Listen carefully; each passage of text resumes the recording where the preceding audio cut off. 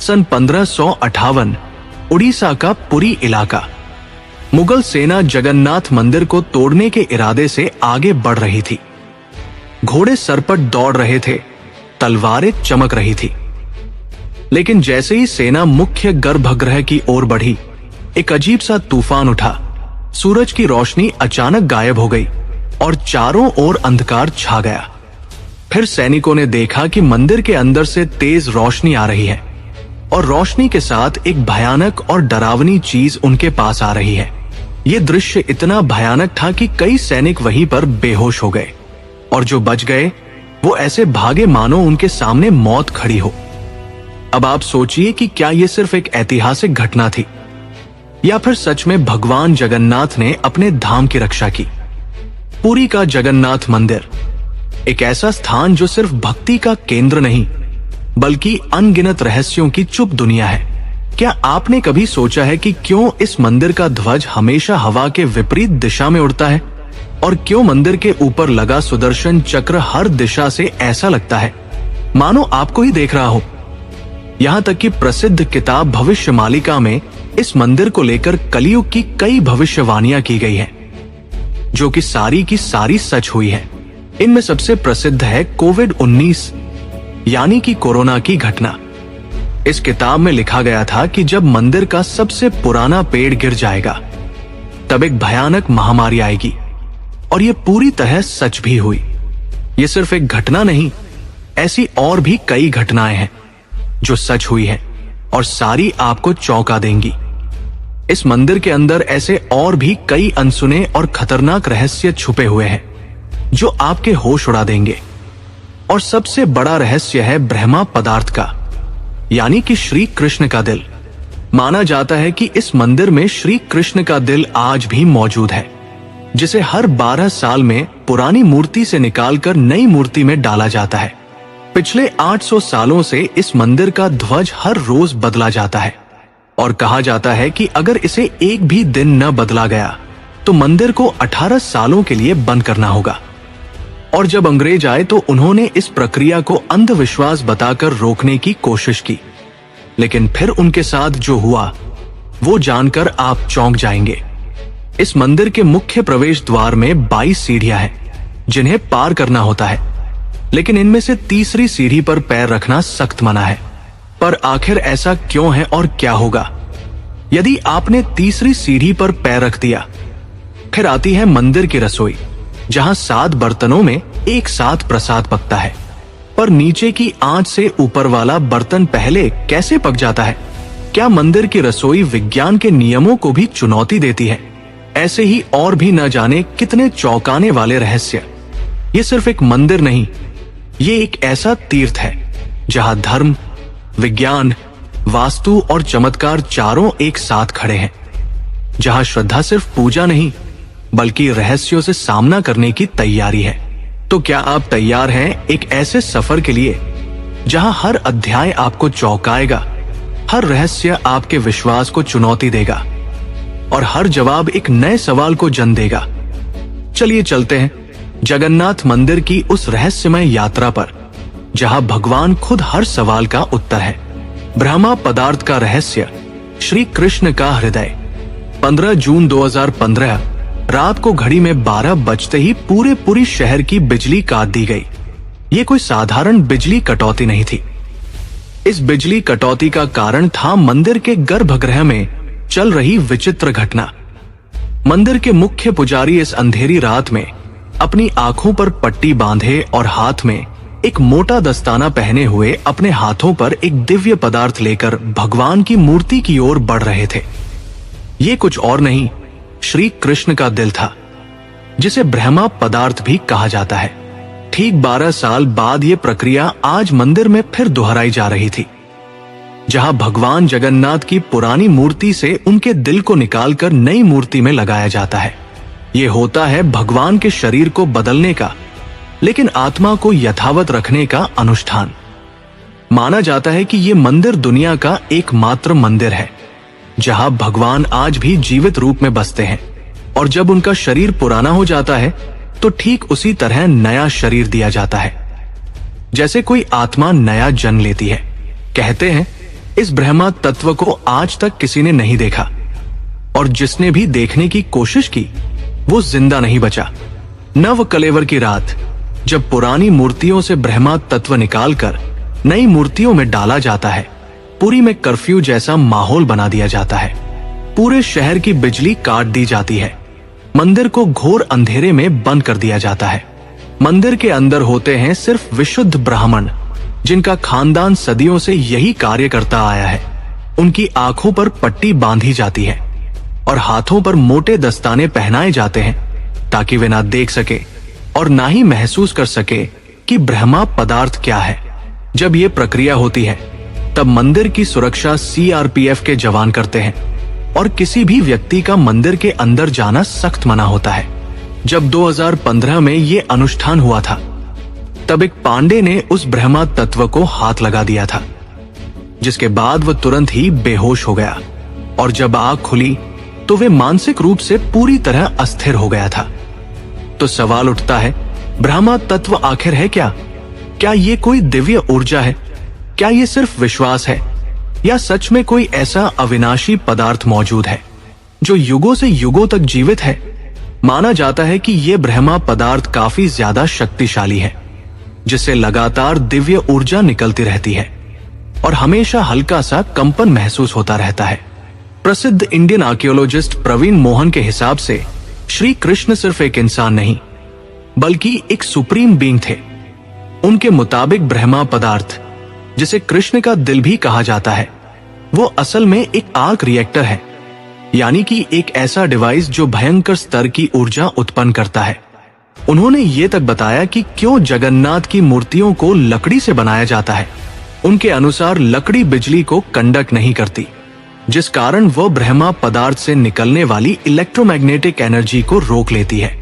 वैसे तो माना जाता है, आज तक इसे किसी ने नहीं देखा है, पर आज से करीब 50 साल पहले एक व्यक्ति ने दावा किया था कि उसने इस हृदय को देखा है। उसने कहा कि हृदय चांदी की तरह तरल बह रहा था, और यही तरल लकड़ी को कमजोर कर देता है, जिस कारण हर 12 साल में मूर्ति बदली जाती है। उस व्यक्ति ने यह तक कहा कि जब उस हृदय को प्रकाश में लाया गया, तो वो चक्र की तरह घूमने लगा और जोर से कंपन करने लगा। यानी कि जब इस ब्रह्मा पदार्थ को रोशनी मिलती है, तो ये और भी ज्यादा सक्रिय हो जाता है, जो कि खतरनाक साबित हो सकता है, जिस कारण हर बार जब इसे पुरानी मूर्ति से नई मूर्ति में बदला जाता है, तब पूरी शहर की बिजली काट दी जाती है।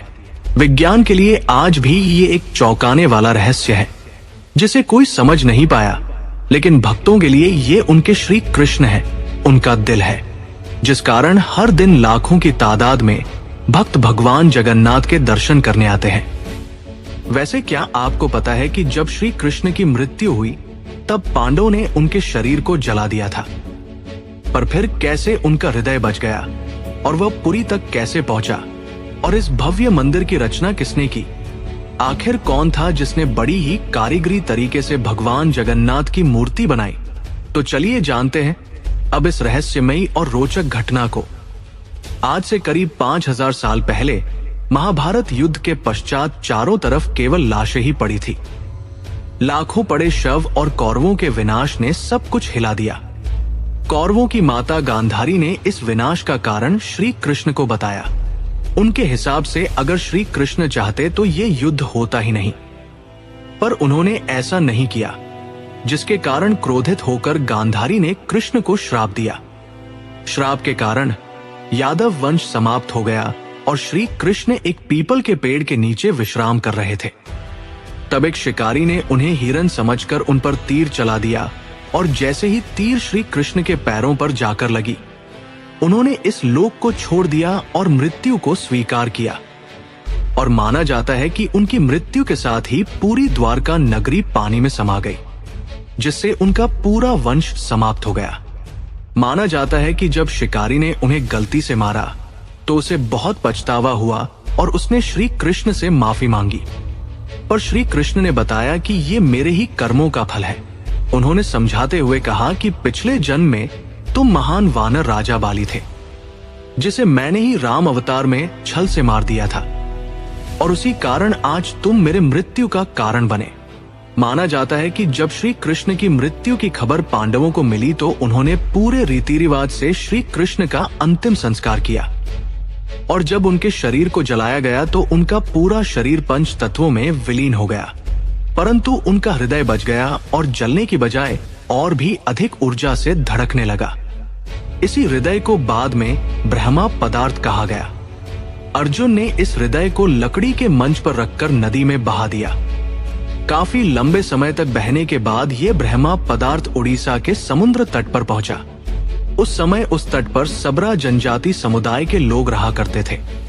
उस जनजाति के मुखिया विश्ववसु ने जब इस ब्रह्मा पदार्थ को देखा तो वे इसकी ऊर्जा और दिव्य प्रकाश से प्रभावित हो गए। उन्होंने तुरंत ही पहचान लिया कि ये भगवान के ही रूप है और उन्होंने इसे नील माधव के रूप में पूजना शुरू कर दिया। उसी समय मालवा के राज्य में राजा इंद्रद्युम्न राज्य किया करते थे। वे भगवान विष्णु के काफी बड़े भक्त थे। विष्णु उनके सपने में आए और उन्हें नीलांचल पर्वत पर जाकर नील माधव को ढूंढने और उनके लिए एक भव्य मंदिर का निर्माण करने का आदेश दिया, जिसके पश्चात राजा ने अपने ब्राह्मण पुजारी विद्याप्ति को आदेश दिया कि वह इस मूर्ति को ढूंढ निकाले।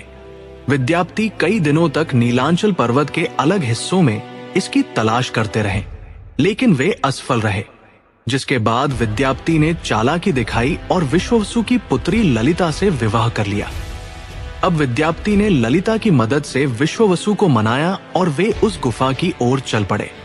जैसे ही विद्याप्ति ने उस नील माधव की मूर्ति को देखा, वे उसकी ऊर्जा से काफी ज्यादा प्रभावित हुए और उन्होंने तुरंत ही ये बात राजा इंद्रद्युम्न को बताई। लेकिन जब राजा इंद्रद्युम्न वहां पहुंचे तब तक विश्ववसु ने वो मूर्ति वहां से हटा दी थी, जिससे राजा काफी उदास हो गए और अपने महल लौटे। इसके बाद फिर से रात में भगवान विष्णु उनके सपने में आए और कहा कि पुरी के तट पर एक बड़ा नीम का पेड़ बहकर आएगा, तुम उस पेड़ से मेरी नई मूर्ति बनाना। वो पेड़ काफी बड़ा था, जिसे उठाना आसान नहीं था। आखिर में जैसे तैसे वे पेड़ को महल तक ला पाए, लेकिन अब सवाल यह था कि इनसे भगवान की मूर्ति कौन बनाएगा।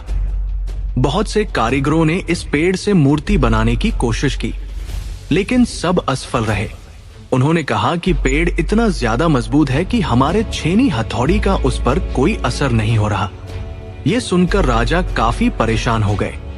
तभी एक दिन भगवान विश्वकर्मा एक बूढ़े साधु के रूप में वहां पधारे और उन्होंने कहा कि वे ये मूर्ति 21 दिनों में बनाकर देंगे। राजा काफी प्रसन्न हुए, पर उस बूढ़े आदमी ने एक शर्त रखी। उसने कहा कि मैं एक कमरे में बंद होकर 21 दिनों में ये मूर्ति बनाऊंगा और तब तक कोई भी इस कमरे का ना तो दरवाजा खोलेगा और न ही कोई अंदर आएगा। राजा ने उसकी यह शर्त स्वीकार की और फिर मूर्ति बनाने का कार्य शुरू हुआ। दरवाजा बंद किया गया और कक्ष से छेनी हथौड़ी की आवाजें आने लगी, लेकिन 15 दिनों बाद अचानक से छेनी हथौड़ी की आवाज आना बंद हो गई। महाराज की रानी गुंडिचा काफी चिंतित हो गई और महाराज को कहा कि हमें दरवाजा खोलकर देखना चाहिए। शायद वो वृद्ध व्यक्ति भूख और प्यास की वजह से मर तो नहीं गया होगा। राजा ने शुरुआत में तो मना किया, पर बाद में वे इसके लिए मान गए और दरवाजा खोल दिया। लेकिन जब दरवाजा खुला तो सभी हैरान रह गए। वो वृद्ध व्यक्ति गायब हो चुका था और पीछे केवल 3 अधूरी मूर्तियां थी। राजा को यह देखकर काफी दुख हुआ, क्योंकि उनकी शर्त तोड़ने की वजह से भगवान की मूर्तियां आधी रह गई। जगन्नाथ भगवान के हाथ और पैर अधूरे थे। बलराम और देवी सुभद्रा की मूर्तियां भी अधूरी थी। जब राजा मूर्ति के पास गए तब उन्हें दिल की धड़कन महसूस हुई और मूर्ति के अंदर से एक दिव्य आवाज आई, जिसने राजा को बताया कि श्री कृष्ण का हृदय इस मूर्ति के अंदर है।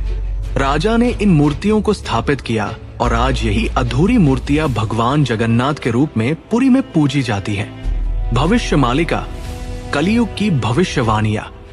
वैसे दोस्तों, आपको एक बात बता दूं, जो हो रहा है वो पहले ही लिखा जा चुका है और जो लिखा गया है वही होकर रहेगा। ये कोई फिल्मी डायलॉग नहीं, बल्कि पुरी के भक्तों की आस्था और सच्चाई है भविष्य मालिका की। भविष्य मालिका एक दिव्य ग्रंथ है जिसे लगभग 500 साल पहले ओडिशा के महान संत आचार्य महाप्रभु अच्युतानंद ने लिखा था। कहा जाता है कि वे पंच सखा यानी भगवान जगन्नाथ के 5 दिव्य सेवकों में से एक थे, जिन्होंने भगवान के आदेश पर कलयुग की कई घटनाओं को पहले ही देख लिया था। ये ग्रंथ ओडिया भाषा में लिखा गया है और इसकी पंक्तियां कविता के रूप में है, जैसे किसी गूढ़ रहस्य का संकेत दे रही हों। आइए हम आपको बताते हैं भविष्य मालिका की कुछ चौंकाने वाली भविष्यवाणियां, जो जगन्नाथ मंदिर और कलयुग के अंत से जुड़ी हुई है। इस ग्रंथ की सबसे चौंकाने वाली भविष्यवाणी 4 साल पहले काफी ज्यादा वायरल हुई थी, जब लोगों ने दावा किया कि इसमें कोरोना महामारी का वर्णन भी है। नाना रोग आसीबा, गोटे बड़ा व्याधि, लोका घरे रहीबे, बाहर कुना जीवा, अर्थात अनेकों रोग आएंगे, एक बड़ा रोग फैलेगा, लोग घरों में बंद रहेंगे, बाहर नहीं निकल पाएंगे। अब ये पंक्तियां किसी भी सामान्य रीडर को 2020 की कोविड-19 महामारी की याद दिला देती है। पुरी और ओडिशा में कई संतों और विद्वानों ने इसे भविष्य मालिका की सटीक भविष्यवाणी माना। इस किताब की एक और बात, इसमें जिक्र किया गया है कि मंदिर परिसर के ऊपर जो कपड़ा है उसमें आग लगने की घटना का उल्लेख मिलता है।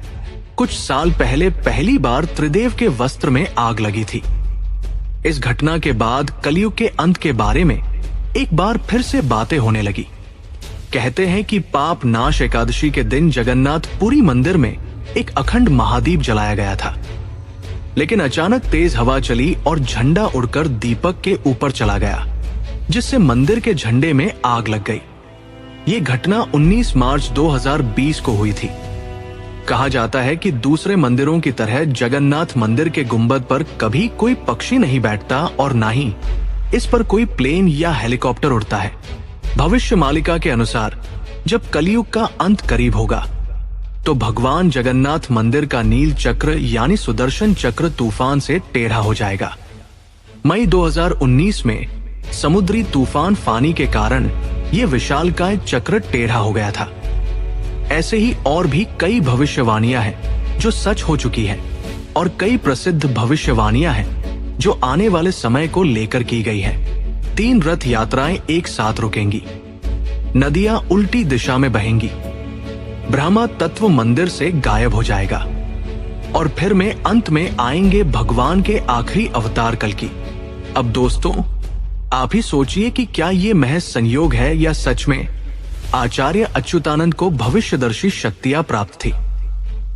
मुगल सेना और दैवीय शक्ति। ये कथा सुनाई जाती है कि जब भगवान की मर्यादा पर वार होता है तो वो खुद प्रकट होकर अपने धाम की रक्षा करते हैं। जैसा कि शुरू में बताया गया, जब मुगल सेना मंदिर तोड़ने आई थी तो एक भयानक तूफान और तेज रोशनी प्रकट हुई, जिसने सैनिकों को भागने पर मजबूर कर दिया। जब 1803 में अंग्रेजों ने पुरी पर कब्जा किया, तब उन्होंने कई प्राचीन मंदिरों की संपत्तियों और अधिकारों को छीन लिया। लेकिन पुरी का श्री जगन्नाथ मंदिर एक ऐसा स्थान बना जहां जनता ने कभी भी नियंत्रण नहीं छोड़ा। ब्रिटिश अधिकारियों को मंदिर की अलौकिक घटनाएं और भक्तों की श्रद्धा समझ नहीं आती थी, इसलिए उन्होंने इन्हें अंधविश्वास कहकर मजाक बनाना शुरू कर दिया। बात तब और बिगड़ी जब सन 1806 में ब्रिटिश प्रशासन ने पुरी की रथ यात्रा को बंद करवाने की साजिश रची। उन्होंने ये तर्क दिया कि रथ यात्रा के दौरान भीड़ अनियंत्रित हो जाती है और ये प्रशासनिक खतरा है। पर यह फैसला पूरे उड़ीसा में जनांदोलन का कारण बन गया। लाखों लोग सड़कों पर उतर आए। मठों, आचार्यों और गांवों ने खुलकर विरोध किया। रथ यात्रा का रथ निर्माण कार्य लोगों ने खुद शुरू कर दिया, ये कहते हुए कि अगर भगवान नहीं चलेंगे तो हम भी नहीं चलेंगे। इस जनता के दबाव और आक्रोश के चलते ब्रिटिश सरकार को पीछे हटना पड़ा और 1806 में फिर से रथ यात्रा की अनुमति दी गई। इसके बाद अंग्रेजों ने कभी पुरी मंदिर के अंदरूनी मामलों में दखल नहीं दिया। तीसरी सीढ़ी का रहस्य, यमलोक का द्वार। वैसे तो इस मंदिर में 22 सीढ़ियां हैं, पर सबसे खास है तीसरी सीढ़ी, क्योंकि इस पर पैर रखना उचित नहीं माना जाता। धार्मिक कथाओं के अनुसार इस तीसरी सीढ़ी को यमशिला कहा जाता है और कहा जाता है कि जो भी मनुष्य इस तीसरी सीढ़ी पर पैर रखता है उसके पुण्य शून्य हो जाते हैं और उसे यमलोक जाना पड़ता है।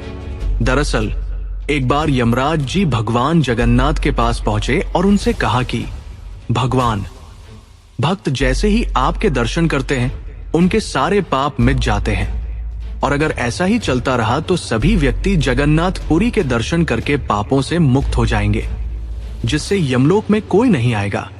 तब भगवान जगन्नाथ ने कहा कि तुम इस मंदिर की तीसरी सीढ़ी पर अपना स्थान ग्रहण कर लो, और जो भी इस मंदिर की तीसरी सीढ़ी पर पैर रखेगा उसके पुण्य शून्य हो जाएंगे और उसे यमलोक जाना पड़ेगा। और तभी से इस सीढ़ी को यमशिला कहा जाता है, क्योंकि इसमें यम का वास है। अब अगर हम पुरी मंदिर के ऊपर लगे सुदर्शन चक्र की बात करें तो देखने वालों ने ये दावा किया है कि इस सुदर्शन चक्र को आप मंदिर के किसी भी कोने से देखोगे तो ऐसा लगेगा मानो आपको ही देख रहा हो। मतलब इसे जिस भी दिशा से देखो ये सामने की ओर ही दिखता है। इसे आम भाषा में आर्टिफिशियल इल्यूजन कहा जाता है, पर यह आज भी विज्ञान के परे है कि कैसे इतने भारी चक्र को मंदिर के ऊपर लगाया गया और कैसे उस समय के लोगों ने ये आर्टिफिशियल इल्यूजन बनाया जिससे चक्र हमेशा सामने की ओर दिखता है। इसे आज भी विज्ञान नहीं समझ पाया, पर भक्तों के अनुसार ये श्री कृष्ण का चक्र है जिसे उन्होंने इस दुनिया की रक्षा के लिए इस मंदिर में स्थापित किया है। और भविष्य मालिका की एक और पंक्ति के हिसाब से जब ये मंदिर समुद्र के अंदर समा जाएगा तब कलयुग अपने अंतिम चरण पर होगा और तब आएंगे विष्णु के आखिरी अवतार कल्कि। अब जानते हैं पुरी के रसोई घर के बारे में। जगन्नाथपुरी का रसोई घर दुनिया की सबसे बड़ी और सबसे रहस्यमयी रसोई है, जिसके अनोखे तथ्य और परंपरा भक्तों को आश्चर्यचकित कर देती है। रसोई का सबसे बड़ा रहस्य ये है कि यहाँ भोजन 7 मिट्टी के बर्तनों में बनाया जाता है और हर एक बर्तन को एक के ऊपर एक रखा जाता है। आश्चर्यजनक रूप से नीचे की आंच से भी सबसे ऊपर वाला बर्तन पहले पक जाता है। ये एक ऐसा विज्ञान है जिसे आज तक कोई नहीं समझ पाया। इस पवित्र रसोई में किसी प्रकार के आधुनिक ईंधन या गैस का उपयोग नहीं किया जाता, बल्कि केवल लकड़ी के चूल्हे पर पारंपरिक विधि से प्रसाद बनाया जाता है। लगभग 50,000 से 2 लाख लोगों तक को महाप्रसाद बांटा जाता है। लेकिन चमत्कार देखो, कभी भी खाना बर्बाद नहीं होता और कभी भी कम नहीं पड़ता। मान्यता है कि मां लक्ष्मी स्वयं प्रतिदिन रसोई में आती है और रसोई के सेवकों को अंतः प्रेरणा देती है कि आज कितनों के लिए प्रसाद तैयार करना है। ये सिर्फ परंपरा नहीं, सदियों से चलती लीला है जिसे आज तक कोई इंसानी गणित नहीं समझ पाया। एक और चौंकाने वाली बात तो ये है कि इतने बड़े किचन में जहां 500 से ज्यादा रसोइये और सेवक काम करते हैं, जहां हर दिन सैकड़ों क्विंटल अनाज, सब्जियों और मसाले इस्तेमाल होते हैं, वहां ना कोई बदबू होती है, नहीं कोई मक्खी। कहा जाता है कि ये अग्निदेव और माता लक्ष्मी की कृपा है जो इस रसोई को हर प्रकार की अशुद्धि से दूर रखती है। 18वीं सदी में मराठा शासन काल के दौरान एक बार एक अधिकारी ने रसोई के चमत्कार को अंधविश्वास बताते हुए जानबूझकर बर्तनों की संख्या बदलने का आदेश दिया। लेकिन इसके बावजूद उस दिन भी पुरी में महाप्रसाद एकदम सटीक बना, ना एक दाना कम, ना एक दाना ज्यादा। इसके बाद अधिकारी ने रसोई में दोबारा हस्तक्षेप न करने की कसम खा ली। कभी कभी जीवन में कुछ चीजें ऐसी होती हैं जिन्हें न तर्क से समझा जा सकता है और न ही विज्ञान से परखा जा सकता है। पुरी के श्री जगन्नाथ मंदिर का हर पत्थर, हर कोना हमें एक ऐसी दुनिया में ले जाता है जहां भक्ति और बुद्धि, विज्ञान और विश्वास, संघर्ष और समाधान सब एक साथ चलते हैं। ये वीडियो सिर्फ जानकारी नहीं, बल्कि आपकी अपनी यात्रा है श्रद्धा से रहस्य तक।